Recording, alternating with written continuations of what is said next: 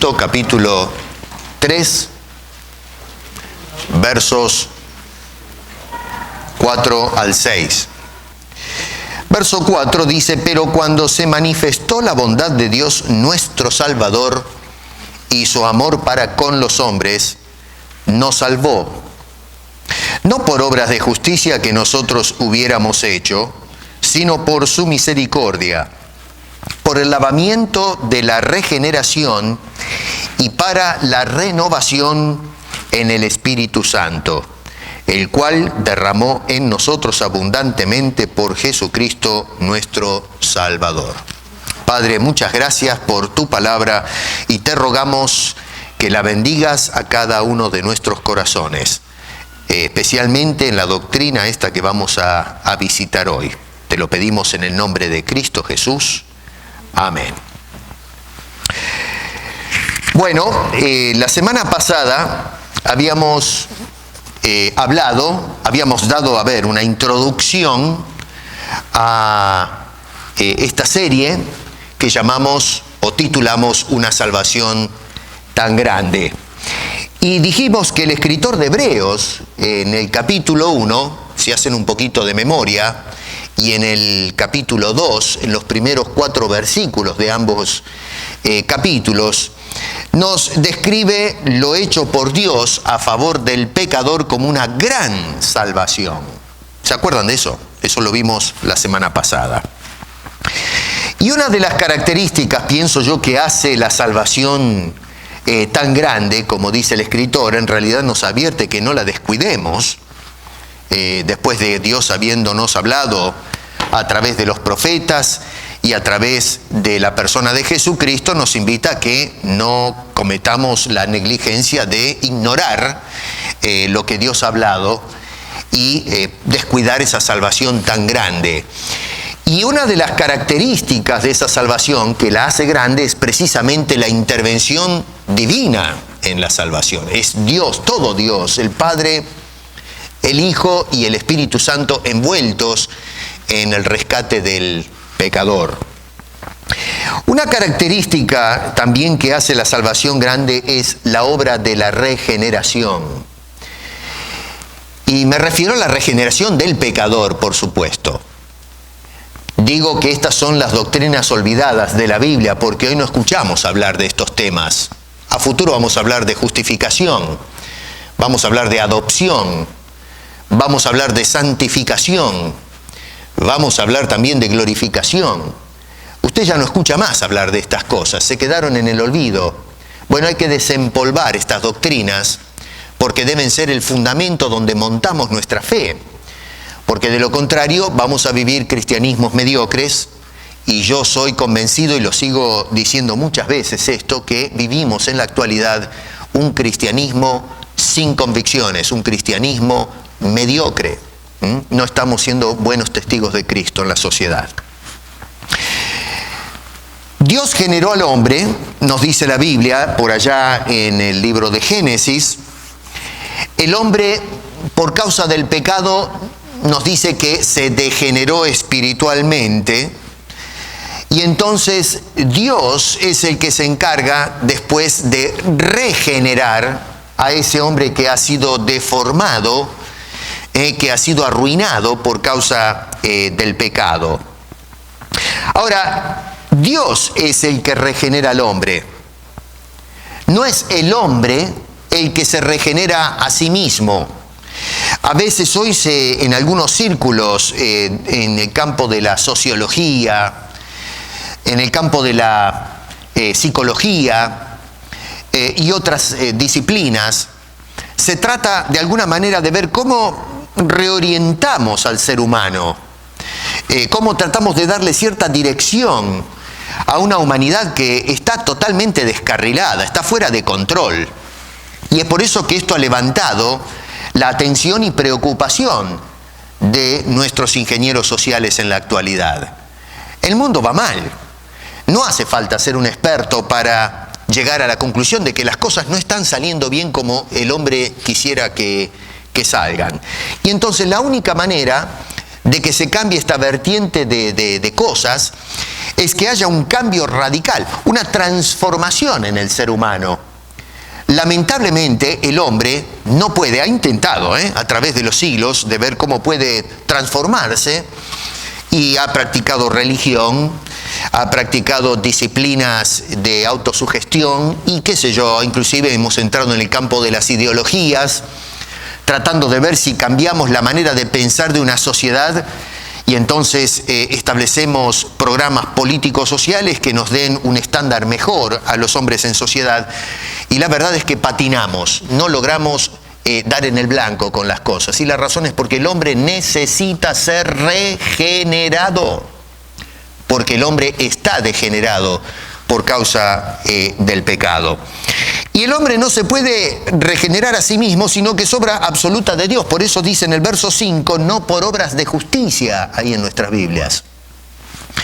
Claro, cuando dice acá no obras de justicia, esto apunta un poquito hacia el tema al tema forense, lo que es la justificación, que lo vamos a mirar después, eso. Hoy nos vamos a concentrar en lo que es la regeneración.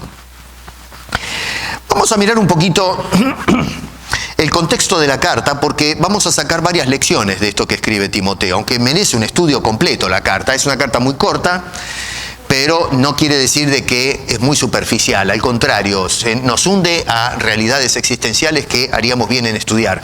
Hoy voy a tratar de pasar revista, no más, para sacar algunas lecciones y apuntar a este tema que estamos subrayando en esta ocasión. La carta, nos preguntamos, bueno, ¿por qué fue escrita? Pablo escribió esta carta para, de alguna manera, orientar a un joven que acá le dan el título de Tito, ¿no? Un joven, pastor. Y Pablo le va a indicar en esta carta cómo organizar a una iglesia de gente que ha sido regenerada en Cristo Jesús. En el capítulo 1, fíjense ahí en sus Biblias, versos 1 al 4, dice que él es el apóstol de Jesucristo, un apóstol de Dios, que ha sido apuntado por Dios, no como los apóstoles de hoy, que para mí es todo cuento chino lo que está sucediendo en la actualidad, se apuntan solos, ¿no? No los apuntó Dios, no hay evidencia de eso, pero, en fin, hoy la iglesia está llena de apóstoles otra vez. Yo personalmente tengo una querella con todo eso, no existe apóstoles.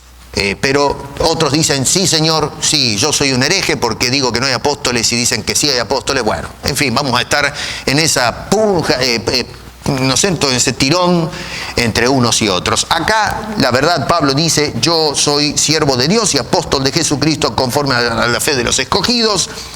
Y luego dice, más adelante, que se manifestó su palabra, verso 3, por medio de la predicación que me fue encomendada, por mandato de Dios.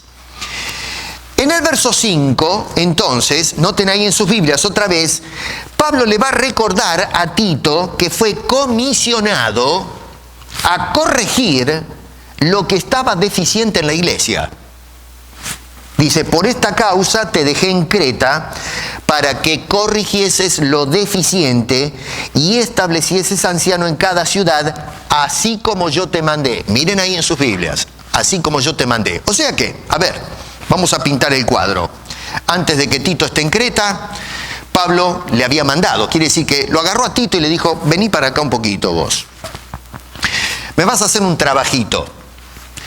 Te vas a ir a Creta, porque allá llega información de que las cosas no están andando bien, hay desorden, se descarriló la iglesia, y entonces necesitamos hacer algo, hay que ponerla en orden, no puedes seguir en esas condiciones. Así que me vas a ir a Creta y vas a poner ancianos en cada ciudad, o sea, varias congregaciones, aparentemente por lo que nos dice el plural ahí, y me vas a supervisar ese trabajo. Después él tendrá que darle cuenta a Pablo, de cómo van las cosas. Así que Pablo le dice, ve y pon las cosas en su lugar. Y es interesante porque, en fin, la ciudad de Creta, Creta quedaba, para que se dé una idea, en el mar Mediterráneo, la isla más grande. está al sur entre Grecia y Turquía. A ver cómo se lo escribo esto, no sé. Si se ubican más o menos el mar Mediterráneo donde está Grecia. Está entre Grecia y Turquía, más o menos es una distancia equidistante entre Turquía y Grecia. Es una faja, parecido a Cuba, ¿no? Es una franja de la isla esta. Y allí, bueno, Pablo había plantado esta iglesia. La sociedad de Creta dejaba mucho que desear. Era gente terrible. Fíjense ahí en el capítulo 1, verso 12, por ejemplo, que dice uno de ellos, su propio profeta, dijo: los cretenses siempre mentirosos, malas bestias, glotones y ociosos. ¿Qué me cuentan, lo que decía uno de sus personajes? No sabemos quién es, francamente se discute a ver qué clase de individuo fue este. No es un profeta al estilo antiguo testamentario, es uno de los pensadores, probablemente algunos de los filósofos que se levantaron en aquel lugar. Yo no sé, después más adelante Jerónimo, por ejemplo, decía...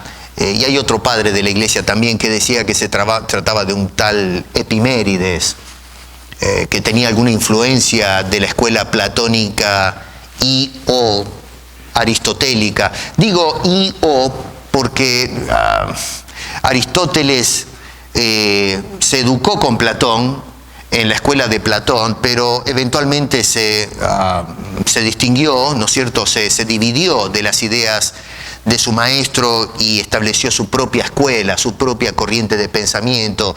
Aristóteles es más científico que Platón. Estamos hablando acá del siglo V a.C. Bueno, algunos opinan de que este señor se levantó, se educó, tuvo esa influencia de la cultura clásica en Grecia. No sé, en fin, hay mucho debate en este asunto. Lo cierto es que se trata de algún pensador de Creta, algún ciudadano de allí que conocía muy bien la sociedad, y es impresionante, francamente, la prognosis que hace de esta gente, ¿no? Otra vez, miren ustedes, dice, siempre mentirosos, malas bestias, glotones y ociosos. Pablo entonces plantó una iglesia en ese lugar y le dijo a este joven: tú te me quedas en ese sitio y me corriges la iglesia. Había que corregir la iglesia. Y corregir acá quiere decir poner en orden, enderezar otra vez, la palabra griega. En otras palabras, lo que el apóstol Pablo le está pidiendo a Timoteo es que vaya y rectifique de alguna manera las cosas que se habían salido de línea, se habían desvirtuado, se habían torcido en este lugar. Ahora, ¿para qué?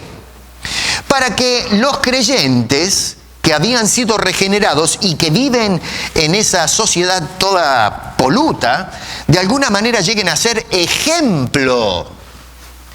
Que sean personas que a través de su conducta manifiesten que son personas de vidas transformadas. Que no son como la sociedad de Creta, mentirosos, malas bestias y cosas por el estilo, ¿no es cierto? Glotones y ociosos, dice allí. Así que ve y corrige todo lo defectuoso, porque de lo contrario el testimonio de la iglesia está en tela de juicio acá.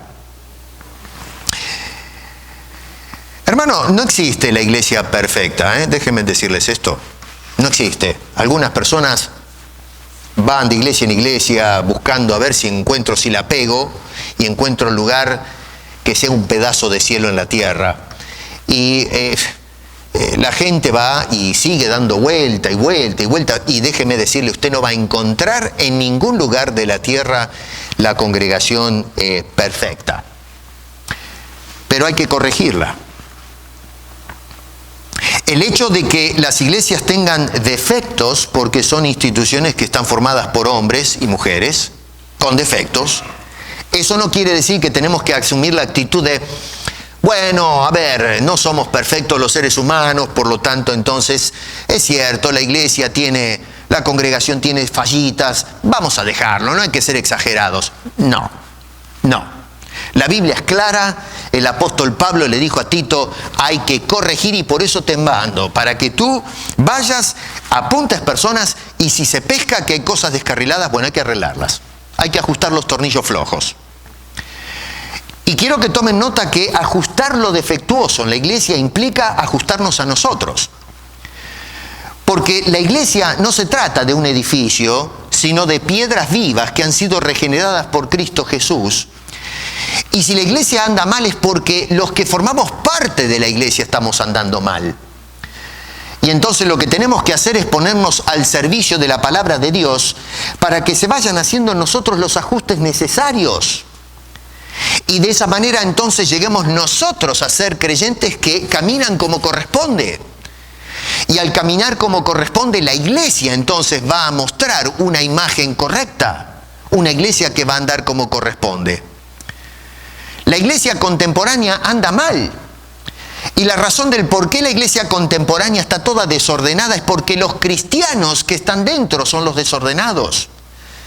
Y no están tomando el tiempo de ir a las Escrituras, a los consejos de los apóstoles, para ser corregidos, que nuestras vidas sean rectificadas en el poder de Dios, a través de, empezando por la regeneración y luego la obra que Dios sigue haciendo a través de cada uno de nosotros.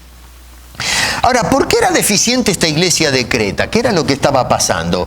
Bueno, la razón es porque se habían metido dentro, se habían infiltrado personas que comenzaron a hablar vanidades, que enseñaban cosas que no tenían sustancia, no había fundamento. Fíjate, verso 10, dice, porque hay muchos contumaces habladores de vanidades y engañadores, mayormente los de la circuncisión. Mayormente quiere decir que había algunos que eran judaizantes, que siempre iban detrás de Pablo para sabotear el trabajo que él hacía, eran tirabombas. Pero también había otros que probablemente, no sé, eran de extracción local, helénica, qué sé yo, y que también se metían a hacer líos. La mayoría eran los judaizantes, aquellos que iban con el tema de la ley, pero también se metían otros. Vuelvo a repetir, quizás personas que se habían levantado dentro de la misma sociedad de Creta y que pretendían ser maestros de la Biblia. Y lo que enseñaban, lo que hablaban eran cosas vacías de fundamento. Eso quiere decir más o menos la palabra vanidades. Ahora, ¿por qué enseñaban vanidades? Bueno, porque era gente de un carácter desordenado. Dice allí que son hombres contumaces. Y ¿sabe? La palabra griega acá, contumaces, quiere decir personas que no se someten a la autoridad. ¿Se dan cuenta de eso? No quieren someterse, no quieren sujetarse, no se someten a la autoridad de ningún tipo, autoridad de gobierno. Miren, déjenme otra vez, hablando acerca de todos estos apóstoles y profetas. Ellos, usted le dicen, pero escúcheme una cosa, todo eso que usted dice no es bíblico. Y ellos, no hay autoridad que valga, ellos son la autoridad. Ellos son los que quieren ser obedecidos. Nos quieren agarrar a todos los pastores, yo incluido, y que nosotros caigamos en línea en la autoridad de ellos. Yo obedezco a Cristo Jesús y la doctrina de los apóstoles. No obedezco a ningún hombre que me traiga una doctrina torcida. Me someto a la doctrina de Dios. Me someto a la palabra de Dios. No a los caprichos de hombres pecadores y, como dice aquí, habladores de vanidades. Personas que realmente querían estar arriba, ser la última piedra de la pirámide y mandar y ser seguidos por los demás, en lugar de dirigir a las masas a los pies del bendito Salvador. Hombres corruptos, hombres contumaces. Noten que al contrario de esta gente, el apóstol Pablo nos dice en el capítulo 3, verso 1, recuérdales que se sujeten a los cristianos, a los gobernantes y autoridades que obedezcan, que estén dispuestos a toda buena obra. Pero estas personas que se habían metido dentro de la iglesia no pueden y no quieren. ¿Por qué? Bueno, porque son personas contumaces. Personas que no han sido transformadas. Personas que no han sido regeneradas por el poder de la palabra de Dios y por la operación directa del Señor sobre la vida de aquellos que se arrepienten. Parece que había algunos creyentes que habían caído bajo el embrujo de esta gente. Por eso es que escribe y dice, mira, corrige las cosas, porque no solamente los maestros, pero había personas que lo seguían. Y entonces en esta disolución, en esta actitud de contumacia o de desobediencia, ahí van detrás, ¿no es cierto?, algunas personas de las congregaciones. Por eso este hombre dice, mira, endereza estas cosas porque así no se puede seguir adelante. Así que estas personas no se sometían a las autoridades de gobierno. Por eso les dice en el capítulo 3, sométanse. No se someten a la autoridad apostólica del apóstol Pablo y de otros apóstoles. No se someten a la autoridad de la palabra de Dios, por eso hablan vanidades. En última instancia, todo esto implica que eran personas que no se sometían a la autoridad soberana de Dios sobre sus vidas. Hacían lo que a ellos más bien les parecía la gana. Por ejemplo, en el capítulo 1, verso 16, dice, profesan conocer a Dios, lo predican, lo declaran, pero con sus hechos lo niegan. Y miren ustedes qué calificación que hace. Dice, siendo abominables y rebeldes, reprobados en cuanto a toda buena obra. ¿Qué tal, ¿Qué me cuentan ustedes? Esos señores estaban enseñando en la iglesia, estaban allí metidos en la congregación tratando de ser influencia, enseñando vanidades y engañando, dice el apóstol San Pablo, según le llega la información, y es por eso que entonces dice, esto no puede seguir así, tenemos que hacer un ajuste de cuentas con esto. En el capítulo 3, verso 3, noten cómo el apóstol Pablo nos dice, nosotros también éramos en otro tiempo insensatos, rebeldes, extraviados, esclavos de concupiscencias y deleites diversos, viviendo en malicia y envidia, aborrecibles y aborreciéndonos unos a otros. Pero resulta que dice, éramos así. ¿No es cierto? ¿Lo ven eso? Éramos, ya no somos más de esa manera que nos describe este hombre. ¿Y por qué no somos más así? Bueno, porque el verso 4 y 5 nos está diciendo que Dios nos salvó. Dios nos sacó de esa condición, de ese estado terrible que menciona el apóstol San Pablo. Entonces, tienes que corregir, dice, lo que está deficiente, Tito. Esto no se puede ignorar, no podemos dejar las cosas así. Y otra vez, verso 10, porque hay muchos contumaces, habladores de vanidades y engañadores, mayormente los de la circuncisión. Y a esa gente, ¿qué hay que hacer con ellos? Hay que taparles el hocico. Hay que cerrarles la boca. No hay que darles la licencia para que sigan predicando. No tienen que pararse en las iglesias.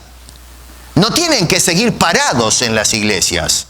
Ni en YouTube, ni en las plazas, ni por televisión, ni en las radios, o lo que sea. Dice, es necesario, verso 11, preciso tapar la boca. ¿Por qué? Porque trastornan familias enteras.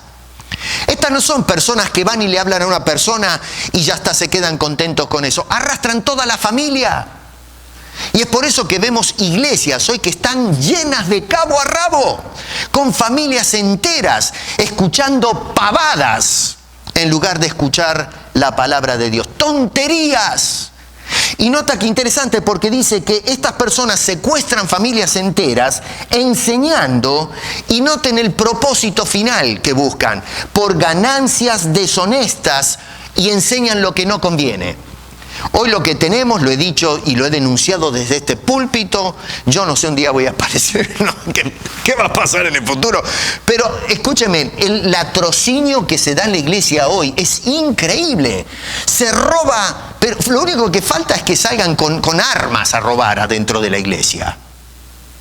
Y el pueblo, ¿qué hace? Se deja robar. ¿Y cómo es posible esto? Porque se nos ha vendido, se nos ha llenado la cabeza con vanidades. Hombres reprobos, corruptos. Hombre, dice otra vez allí, personas que son contumaces, que no quieren saber nada con lo que dice la Escritura. Y lo único que les interesa es llenarse los bolsos de dinero. ¿Y nosotros qué hacemos?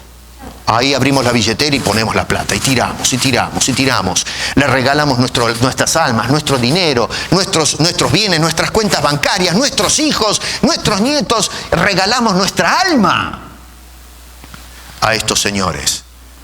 Pablo dice, hay que cerrarles la boca a esta gente. Algunos dicen, no, pero no hay que criticarlos, el criticar no es bueno, no debemos juzgar al otro. bueno, a ver, arreglen con Pablo, porque él está diciendo que hay que cerrarles la boca. Y si Pablo dice que hay que cerrarles la boca, hay que cerrarles la boca. Yo honestamente cuando leía esto, no sé ustedes, ¿no? Pero pensaba, ¿pero será posible? Parece que Pablo se sentó la semana pasada a escribir esta carta. ¿O no? Parece como que este hombre se sentó y dijo, bueno, mirando la iglesia contemporánea, decir, bueno, a ver, cristianos del siglo XXI, despiértense. Quédense en Toronto para corregir lo deficiente. ¿Y por qué, Pablo? Bueno, porque hay una cantidad de en todo lo que dice ahí. Es increíble, pero parece como que Pablo estuviese escribiéndonos en la actualidad. Y esto nos enseña que lo que sucedió hace 2000 años, lo vemos aplicado, es que el corazón del hombre no evoluciona, sigue siendo la misma cosa. ¿Se dan cuenta?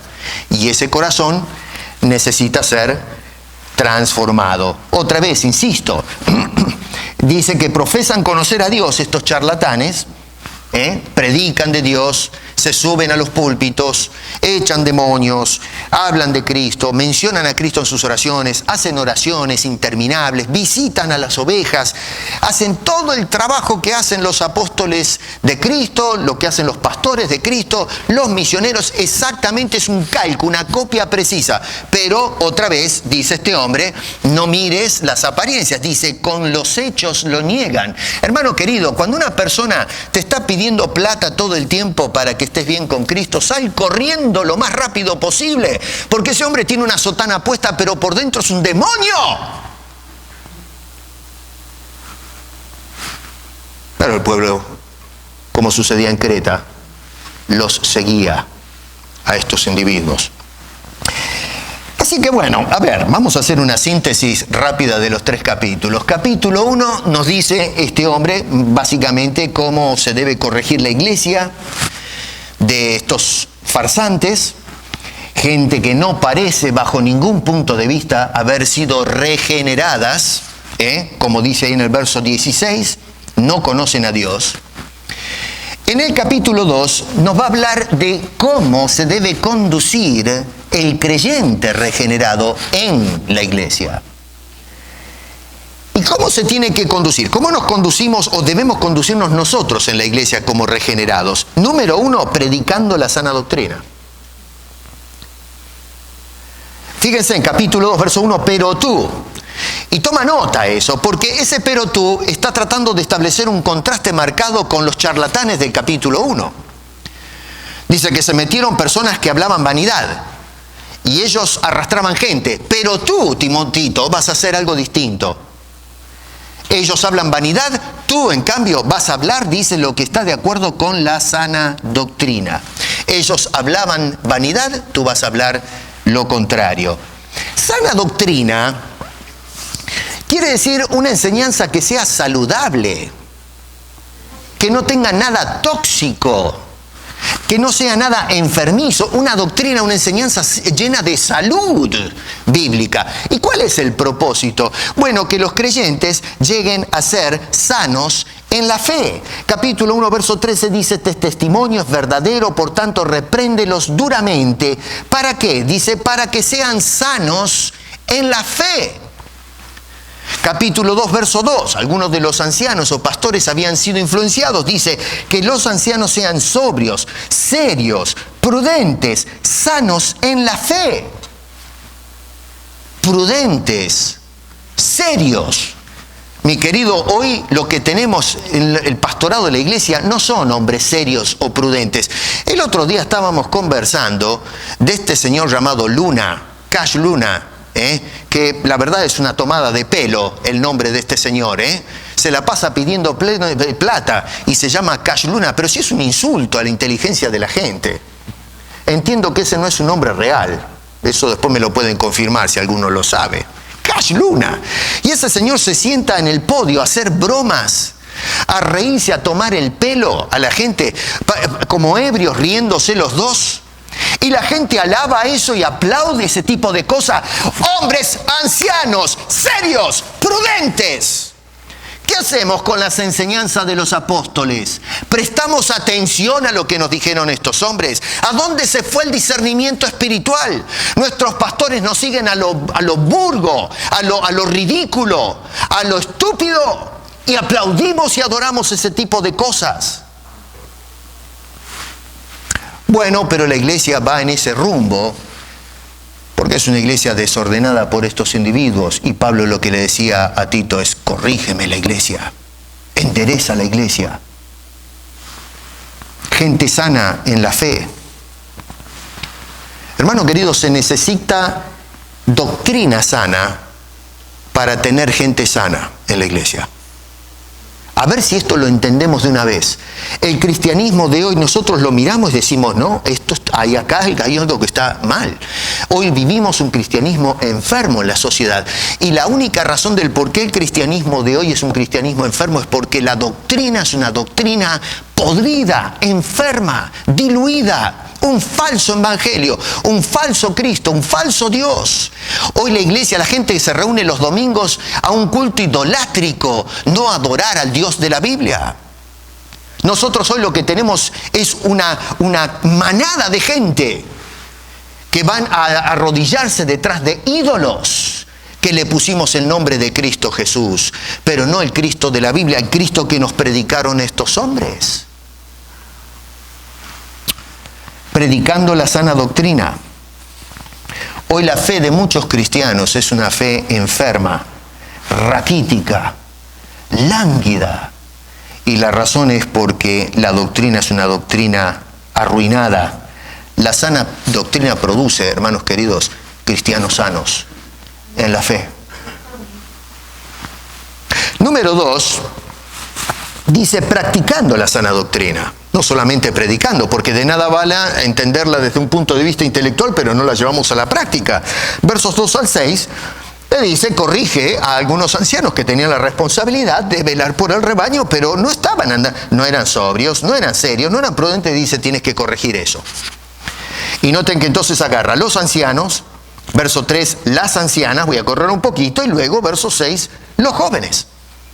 O sea, toda la congregación.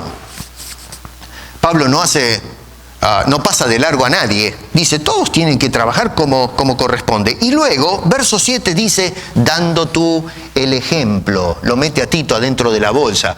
Porque eso de que el predicador es intocable, yo ya hablé una serie de charlas acerca de esto. Los intocables, ¿no? Los pastores que piensan que yo soy pastor, usted a mí no me va a venir a decir nada. Usted no puede hablarme de cómo me visto, cómo hablo, cómo me conduzco. Usted no puede tener la maldición de Dios si me habla mal de lo que yo hago y cosas por el estilo. Son los intocables. Bueno, Tito es tocable. Y Pablo le está diciendo, y tú te vas a poner como ejemplo. Hay líderes, hermanos queridos, que son malos ejemplos. Hay maestros de Biblia que son malos ejemplos. Cuando un pastor se para delante de una congregación con ese espíritu de arrogancia que se quiere llevar a todo el mundo por delante y que nadie le puede decir absolutamente nada, eso no es un pastor, es un lobo disfrazado. Ese hombre es un farsante, es una imitación barata. El pastor, el maestro y todos debemos ser ejemplos a aquellas personas que le estamos hablando. Y lo mismo va para cada cristiano. Si nosotros le vamos a hablar a una persona que no conoce a Cristo, mira, sabes, tienes que dejar tu vieja manera de vivir, tienes que venir al Evangelio, pero resulta que cuando me ve vivir a mí el Evangelio, me ve hecho un desastre, no tengo ninguna autoridad para hablarle a esa persona.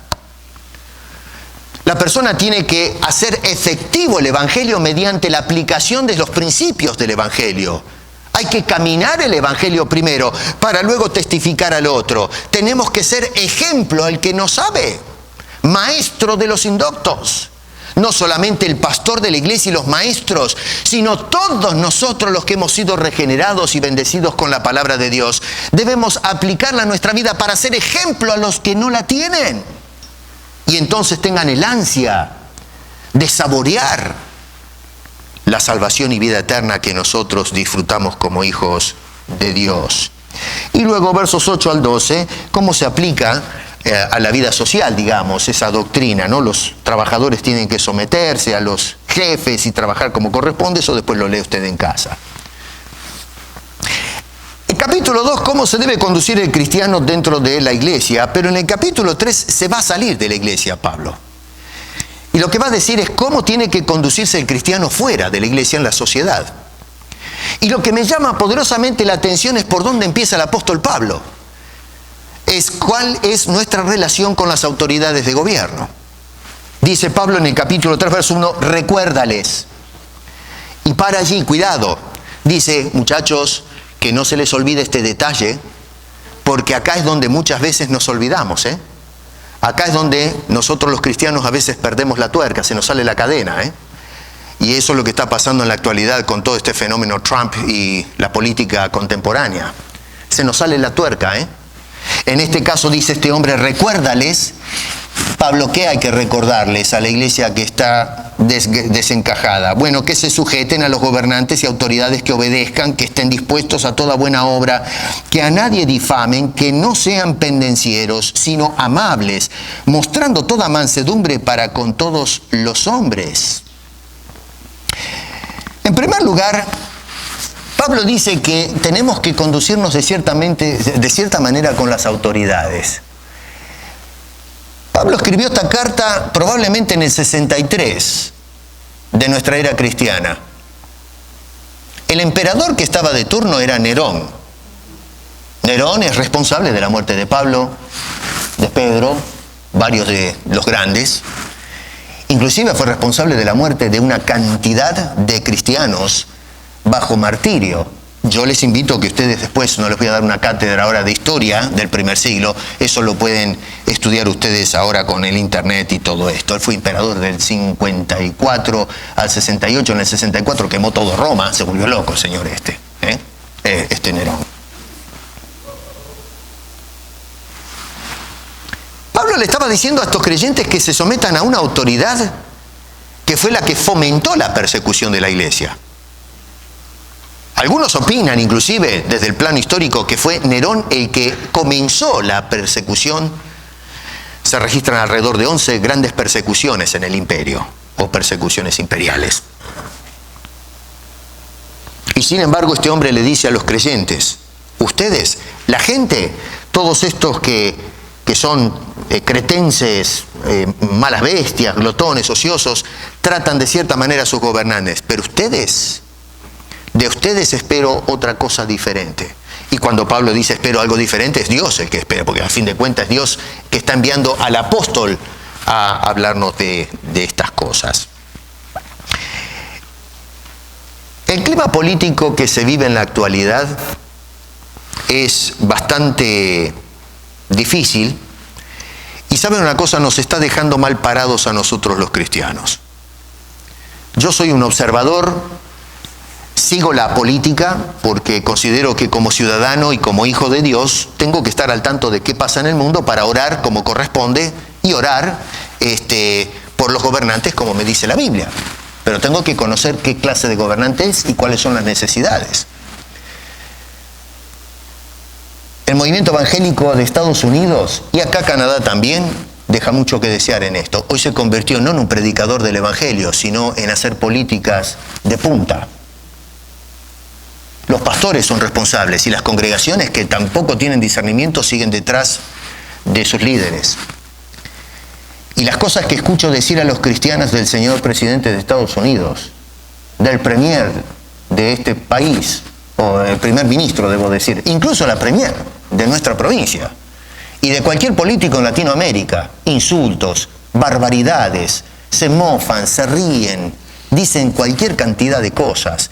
No estoy diciendo que no opinemos de política, tenemos que ser gente opinionada, pero no tenemos que rebajar, insultar y hablar en el lenguaje soez y asqueroso que hablan los hombres sin Cristo. Es vergonzoso lo que los cristianos estamos haciendo en el siglo XXI. Estamos haciendo la misma calamidad que hizo la iglesia en Creta. Y Dios movió a Pablo para que Tito corrija estas cosas. Y si alguno dice, no señor, sigamos con esta locura, dice hay que taparles la boca, enseñan mal. Nosotros somos diferentes. Pertenecemos a otra casta de hombres. No como los otros. Éramos de esa manera en el pasado, cierto, éramos en otro tiempo insensatos, rebeldes, extraviados, pero ya ahora no somos más ese tipo de gente. Sí, es cierto, tal vez estemos en desacuerdo con algunos de los líderes que nos dirigen en las grandes naciones, pero eso no te da licencia del cielo para que lo insultes y utilices ese lenguaje soez que utilizan los hombres sin Cristo. Cuando nosotros hablamos, nuestra palabra debe ser de edificación, que la gente quiera escuchar porque sale el perfume del cielo y no la lacra, la pudrición de un mundo sumido en pecado y en tinieblas. Y ahí vemos a los cristianos con los carteles en las calles, con insultos y slogans, juntados con los paganos, gritando, levantando la voz. ¿Y dónde fue a parar el testimonio nuestro? Imitamos a los perdidos, imitamos a la sociedad de Creta, en lugar de marcar la diferencia. Pablo por algo nos manda a decir esas cosas, y es para que nosotros seamos diferentes. ¿Cómo conducirnos en la sociedad fuera? Pablo termina los consejos, capítulo 3, verso 8, diciendo, palabra fiel es esta. Y estas cosas quiero que insistas, le dice a Tito, con firmeza, con autoridad. ¿Para qué? Para que los que creen en Dios, no los de Creta, que no les interesa a Dios. A mí lo que me interesa es lo que hacen los de Creta a la iglesia. Dice, los que creen en Dios, procuren ocuparse en buenas obras. Estas cosas son buenas y útiles a los hombres. Verso 9 dice, para empujar un poquito esto, dice, pero evita las cuestiones necias y genealogías y contenciones y discusiones acerca de la ley. Déjeme hacer un paréntesis acá, ¿no? Porque algunos charlatanes, como estos vanidosos que hablan acá, usan este versículo, a mí me ha pasado, usan este versículo diciendo no hay que discutir de doctrina. No sé si escucharon eso. No hay que discutir de doctrina. Mire lo que dice Pablo, evita las cuestiones necias. Hablar de Calvino, de Arminio, de la regeneración, la justificación, la santificación, la glorificación y el tonito ese, ¿no? Hablar de esas cosas, nos toman el pelo a nosotros, los que estudiamos. No, que estos bautistas hablan de justificación y la santificación. No hay que hablar de esas cosas porque la letra mata o enloquece. Qué lindo maestro, de Biblia, qué bien. ¿Usted leyó el contexto? ¿Usted dice que Pablo dice acá que no hay que hablar de doctrina? ¿Y qué dice Pablo en el capítulo 2, verso 1? Dice, pero tú hablas lo que está de acuerdo con la sana doctrina, ¿o no? ¿Cómo leemos la Biblia? Pero esos son nuestros maestros. Esos son los que saben. No hay que perder el tiempo hablando de doctrina. ¿Teología? No, teología no. Bueno, teología no, miren cómo va la iglesia. Sí, claro, tienen razón. No hay que hablar de teología. ¿Ustedes quieren andar torcidos? Bueno, tiren la teología por la ventana. Prediquen cualquier cosa. Escuchen vanidades. Así le va a la iglesia. Justamente, Pablo está diciendo de que estos que son de cuestiones necias y todo eso son los que hablan vanidad. Estos charlatanes que hablan el evangelio de la prosperidad, que hay que echar demonios y que hay que hacer, qué sé yo, una cantidad de tonterías que se enseñan en la actualidad. Esos maestros, dice, a esos taparle la boca. Hay que volver a las doctrinas. Esas son las personas que tenemos que evitar. Dice, no te juntes con ellos. Dice, verso 10, el hombre que causa divisiones después de una otra amonestación, deséchalo. Nos dicen que nosotros, los que predicamos la doctrina, estamos dividiendo la iglesia. Pero vamos, hazme el favor. Nosotros recibimos la doctrina de los apóstoles. La Reforma, después que la perdió, la recuperó y la presentó otra vez al mundo. Y nosotros estamos luchando para mantener la doctrina de los apóstoles y de la Reforma. Si alguien viene con otra doctrina, son ellos los que dividen la iglesia, no nosotros. Tenemos que defender la verdad a capa y espada, para que no se la roben los mentirosos y delincuentes. Defender la iglesia de Cristo. Somos baluarte de la verdad, cristianos. No cedamos a la mentira y el engaño. Seamos valientes, soldados de Cristo, para buenas obras, dice el apóstol San Pablo. Ahora, tenemos personas contumaces en la iglesia. Tenemos personas que son adoctrinadas en la iglesia. Debemos conducirnos bien en la iglesia.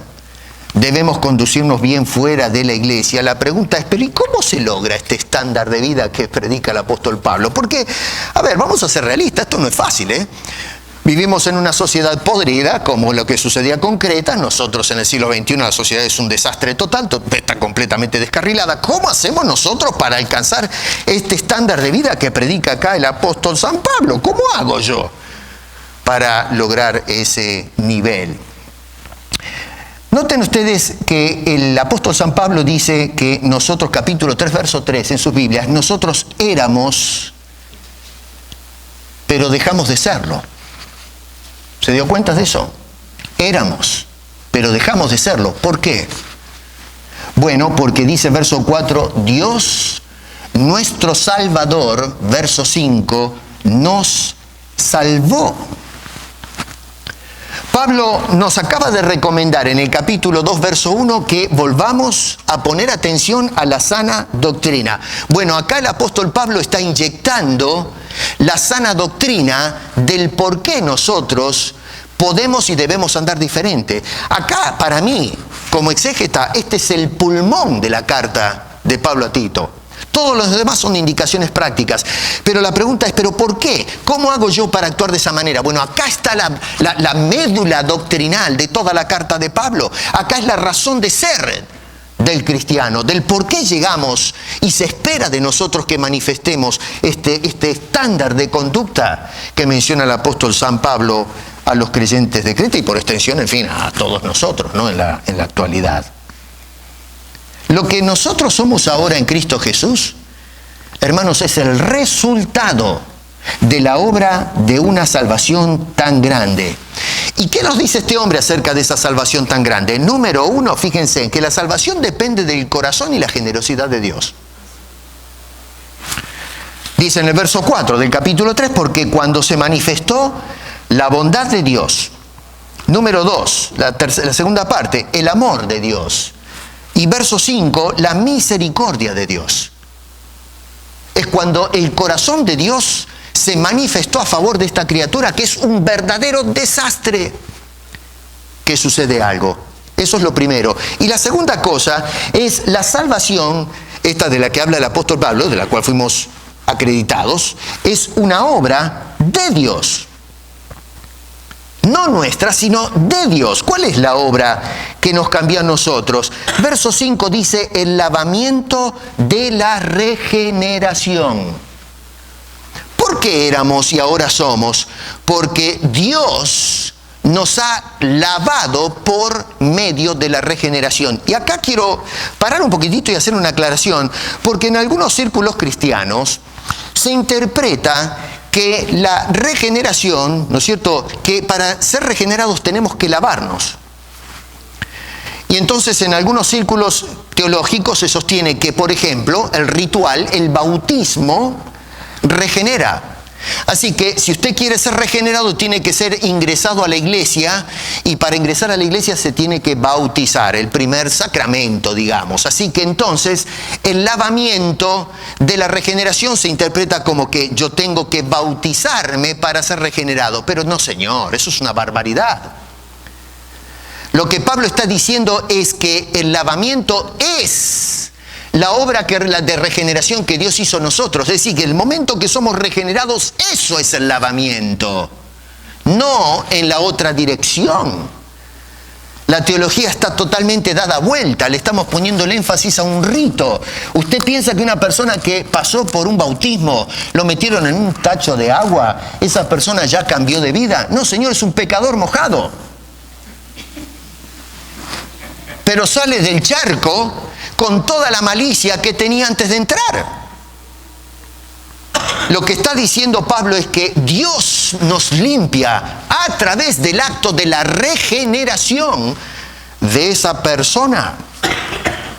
¿Entienden lo que estoy diciendo?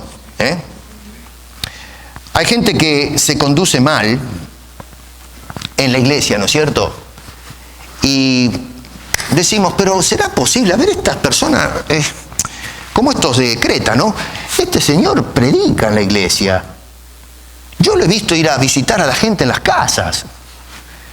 Es pastor, un anciano, o la esposa del pastor, o diaconisa, qué sé yo. El joven es el líder de los jóvenes. Se bautizaron, Los vi cuando yo fui testigo cuando se bautizaron. ¿Cómo puede ser que siga haciendo cosas malas? Porque simplemente se lavó, pero no fue regenerado. ¿Usted piensa que porque va los domingos a la iglesia y se bautizó y predica el Evangelio o enseña la Biblia, eso implica que usted es una persona de Cristo? La iglesia está llena de personas que no son regenerados, llena de personas que no van a ir al cielo. Te hablé el otro día de una persona que dijo, yo te peto en el cielo a punta de dólar. Bueno, déjeme decirle con toda seguridad que toda esa gente que creyó ese mensaje, incluyendo el que lo predica, no va a punta de dólar al cielo, ya está yendo de cabeza al infierno a punta de dólares. Cristo te mete al cielo, no la plata que tienes en el banco. No seamos insensatos. Así que cuando vemos mucha gente que profesa fe y religión y lo ves que no están dando bien, la respuesta es clara, mi querido, no le cayó la ficha, no le cayó el 20, esa persona no ha sido regenerada. Así que el acto de regeneración es un acto de borrón y cuenta nueva que hace Dios. La máquina la tenemos tildada y Dios lo que hace es hacerla arrancar de nuevo como corresponde. ¿Qué es regeneración? La palabra acá, palingénesis o en griego. A ver cómo se los pongo. Rayanamente quiere decir nacer de nuevo. Nos recuerda el pasaje de Juan, capítulo 3, verso 3, cuando Jesús le dijo a Nicodemo, te es necesario nacer de nuevo, ¿se acuerdan? Eso quiere decir la palabra palingénesis en griego. Nacer, otra vez, nacer de nuevo. Aparece 2 veces en el Nuevo Testamento. La primera vez que aparece la usa Jesús en Mateo 19, cuando se habla de la renovación de este mundo. Jesús dijo, de cierto os digo que en la regeneración, cuando el Hijo del Hombre se siente en el trono de su gloria, vosotros, es decir, los discípulos, dice que me habéis seguido, también que me habéis seguido, también os sentaréis sobre 12 tronos para juzgar a 12 tribus de Israel. Ajá. ¿Y nosotros qué? Bueno, si lees el verso 29, Jesús dice, y cualquiera que haya dejado casas, hermanos, hermanas, etcétera, dice, por mi nombre recibirá 100 veces más y heredará la vida eterna. Gracias, Jesús, te acordaste de mí. No solamente los 12, pero entramos todos los que tenemos fe en Jesucristo. O sea que lo que Jesús dice es que va a haber una regeneración, un nuevo nacimiento de este mundo, cuando Jesucristo se siente en el trono de gloria. Ahora, cuidado, atenti con esto, atenti, porque para ser parte de ese mundo regenerado, nosotros tenemos que ser regenerados primero. ¿Por qué? Porque una persona que no ha sido regenerada no puede entrar a ese mundo regenerado. Porque nosotros, si entramos sin ser regenerados a ese mundo, lo arruinamos de nuevo. Mi querido hermano, cuando Dios creó este mundo, lo hizo perfecto. Tal es así que si visitamos el libro de Génesis, cuando Dios terminó la obra, dice, es bueno en gran manera, con hombre y todo. Pero resulta que nos entró la locura de desobedecer a Dios, entramos en pecado, arrastramos toda la raza humana y dijimos, yo voy a construir mi sociedad y mi mundo a mi antojo y esto va a funcionar. Y hace 6.000 años de historia humana que estamos trabajando poniendo ladrillo tras ladrillo, nos creemos los ingenieros y arquitectos sociales de un mundo distinto al de Dios, diferente al de Dios, sin Dios, y que con eso vamos a salir adelante. Bueno, hace 6.000 años que estamos construyendo una sociedad de explotación, de miseria, de guerras, de pecado, un desastre total. Y basta con abrir los diarios todos los días para darte cuenta que hemos construido un desastre de mundo y de sociedad. Si usted se va a un parque nacional acá en Canadá, parques muy hermosos, usted puede ver a los animales en armonía con la naturaleza. ¿Cómo sabe usted que llegó el ser humano a ese lugar? Bueno, va a encontrar una botella de agua de plástico, va a encontrar anzuelos oxidados, va a encontrar fogatas que nunca se preocuparon en apagarlas, se quemó todo. Van a encontrar flechas clavadas en esqueletos de animales. Cuando usted ve a los animales pasando, dejan las huellas. Pasó un oso, pasó un zorro, pasó un, qué sé yo, ¿no es cierto?, un conejo. Donde va el hombre no van las huellas de los pies, va la mugre que dejamos por todos lados. Nosotros arruinamos el planeta. Donde metemos el pie, traemos la corrupción y la miseria. Coches oxidados, tirados en el camino, árboles quemados, bosques talados de raíz. Destruimos todo. ¿Y qué nos hace pensar que Dios va a permitir, después que nos dio la tierra y nos dijo, tú te vas a encargar de administrarla, haz tu trabajo, y tiramos toda la creación abajo, que ahora Dios va a hacer otra vez una regeneración de este mundo para meternos a nosotros de nuevo, pensando que lo vamos a disfrutar? No, Señor. La Biblia dice que antes de tener entrada en ese mundo regenerado, tenemos que nosotros ser regenerados primeros, nacer de nuevo, con una nueva naturaleza, para entrar a ese mundo regenerado que ofrece Jesucristo y vivir eternamente en la presencia del Señor. Pero si no somos regenerados, por más que te laves en el agua bautismal y vayas a la iglesia y escuches la Biblia y digas amén, si no naciste de nuevo, te garantizo, como dijo Jesús a Nicodemo, que era un religioso, un hombre consagrado, no entrarás y ni lo verás de lejos el reino de los cielos. Ni de lejos, ni con largavistas. Porque en el mundo regenerado de Cristo no puede entrar jamás un pecador. Entonces, la regeneración es un acto de nuevo nacimiento, una transformación radical de la naturaleza humana. Y ese cambio radical es otorgado y producido por la presencia del Espíritu Santo. Dice el lavamiento de la regeneración y por la renovación del Espíritu Santo. Ahora, déjenme correr un poquito. La regeneración es un acto soberano del poder de Dios, de la generosidad divina.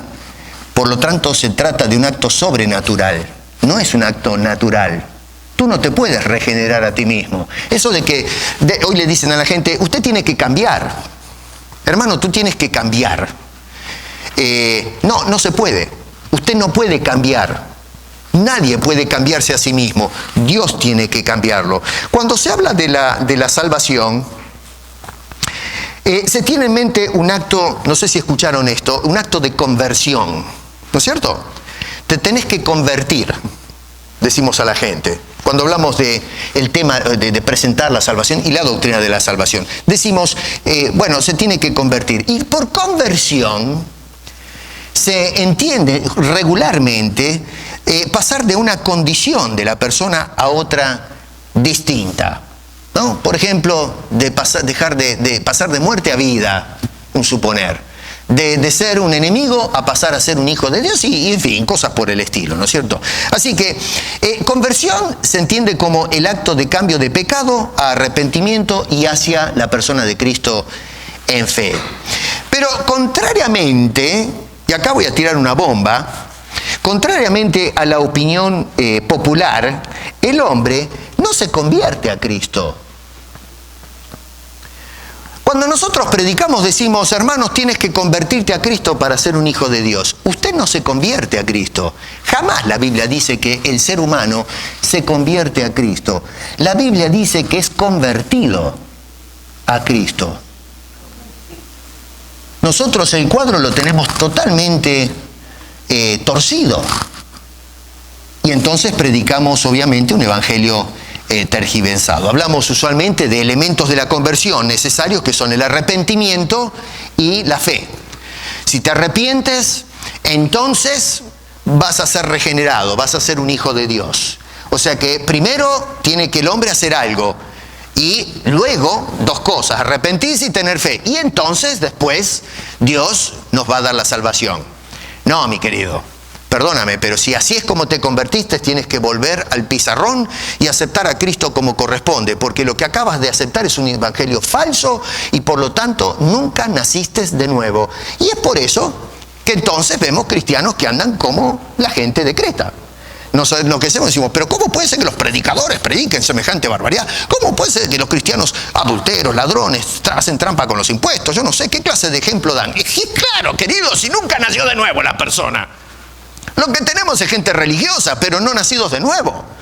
No gobierna el Espíritu Santo. Sí, claro que cantan alabanzas a Dios, pero viven como se les da la real gana. Por eso la Biblia decía el Señor que cuando venga el Señor van a estar dos trabajando juntos en el campo. Uno va a ser tomado, pero el otro se va a quedar y va a estar ahí diciendo, pero ¿cómo? ¿No iba yo al templo a adorarte? Algunos serán tan desfachatados que dirán, no echamos demonios en tu nombre, no predicamos en tu nombre. Y Jesús dirá, no los conozco. Pero si estuvimos en la iglesia, no sé quiénes son. Pero si te estuvimos cantando todos los domingos, yo tocaba los instrumentos, no tengo idea de quién me habla. Y la razón es porque no son hijos suyos.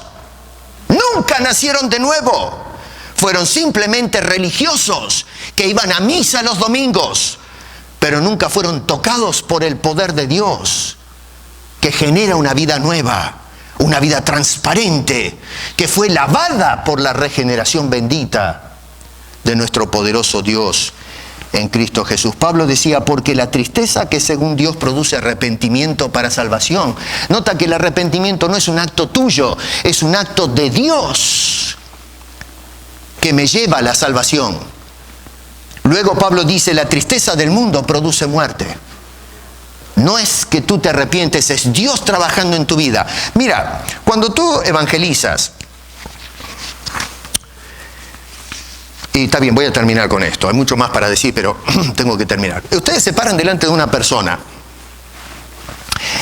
y le hablan 5 minutos, 10 minutos, 15 minutos, qué sé yo, cuánto se toman ustedes en presentar el plan de la salvación. Mira, querido, somos pecadores, nos vamos al infierno, qué sé yo, como ustedes presentan el plan de salvación, ¿no? Y mientras estamos hablando 5 o 10 minutos con la persona, ¿qué crees que está pasando ahí adentro? Llega un momento que le dices a la persona, ¿aceptas a Cristo como Salvador? Y la persona dice sí. Y entonces muchos piensan que ahí está, ya se convirtió, porque ahí aceptó a Cristo como Salvador personal, dio el paso de fe, por lo tanto ahora pasa a ser un hijo de Dios. Pero ¿te estás entendiendo el proceso? Mientras tú le estabas hablando esos 10 minutos, donde no había un ejercicio volitivo, y si había alguna voluntad era pasiva, en escucharte nada más, pero no activa. Esta persona simplemente presta atención. Y en esos 10 minutos de conversación, donde el que escucha está en silencio y tomando nota, va cambiando su corazón. Él no está diciendo, voy a cambiar. Él está cambiando. Cuando tú hiciste la pregunta, ¿quieres aceptar a Cristo? Dice, amén, quiero aceptar, yo quiero eso. Pero ¿quién produjo eso? ¿Tu pericia al hablar? ¿Tú crees que ese individuo hizo un acto de decisión así nomás? Al final de toda la conversación. Mientras tú estuviste hablando, alguien le abrió el corazón. Y cuando tú escuchas a esa persona arrepentida decir, acepto a Cristo como Salvador personal, es porque Dios acaba de levantar de muerte a vida, mientras tú estabas hablando esos 10 o 15 o 20 minutos al corazón de esa persona. Y a Dios sea la gloria desde ahora y para siempre, porque Él fue el que levantó a un muerto y le dio la vida. Y ese muerto ahora, cuando ve el mensaje de Dios, dice, yo quiero eso. Gracias, Señor, estoy arrepentido de una vida de pecado y ahora creo lo que tú me ofreces, dame esa vida eterna. Y entonces venimos a ser un hijo bendito de Dios. Por eso Hebreos decía que es una salvación tan grande, tan inmensa, tan extraordinaria. Yo era otro cretense, perdido en pecados, hablador de vanidades, corrupto desde las mismas fibras. Y un día Dios agarró a ese muerto espiritual y me inyectó la vida de Cristo y me compró para sí, para vida eterna. Por eso, hermanos queridos, la salvación es algo tan grande que fascinaba a aquellos hombres. Y le decía a Tito, enseña esto, corrige la iglesia, devuélvela a los principios apostólicos, para que la iglesia viva en la sociedad como corresponde, como hijos regenerados de Dios. Hermano querido, tú regenerado, vive a Cristo, respira a Cristo, glorifica al Señor con tu vida. Y si tú todavía no has aceptado a Cristo, y mientras has escuchado este mensaje, en el corazón sentías que palpitaba un poco más rápido, yo qué sé qué cosa. Bueno, escucha porque Dios te está hablando. Si oyeres hoy su voz, no endurezcas vuestro corazón. Si lo que has escuchado durante toda esta predicación ha estado golpeando en tu corazón, no fui yo, Dios te está haciendo un trabajito en el corazón. Escucha a tu Dios, escucha a tu Salvador. No seas un religioso más. Asegúrate que eres un hijo de Dios y la única manera de llegar a serlo es que Dios te haga uno, mediante el acto de la regeneración. Oremos. Amante Señor, a ti te damos la gloria, oh Señor, porque tú eres el único arquitecto de nuestra salvación. Perdónanos, oh Señor, perdónanos por haber abandonado tu doctrina. Te rogamos el perdón por la iglesia de Cristo que se ha descarrilado. Y gracias por haber comisionado a Tito para ponerla en orden. Y el trabajo y la enseñanza que le diste a Tito, Señor, quedó con nosotros para que sigamos el ejemplo y sigamos enderezando la iglesia. Ayúdanos, oh Señor, a no abandonar tu doctrina, a no quedar envueltos en las palabras vanas de la predicación actual. Y que al mirarte a ti, Señor, te demos gloria y honra, porque nos has hecho nacer de nuevo. A ti sea la gloria, a ti sea la honra, desde ahora y para siempre. Y si hay alguien que no te conoce aquí en este medio o atrás de las cámaras que nos están escuchando, te imploro, oh Señor, en el nombre de Cristo Jesús, que regeneres esa vida, porque te lo imploramos en el nombre de Cristo. Amén.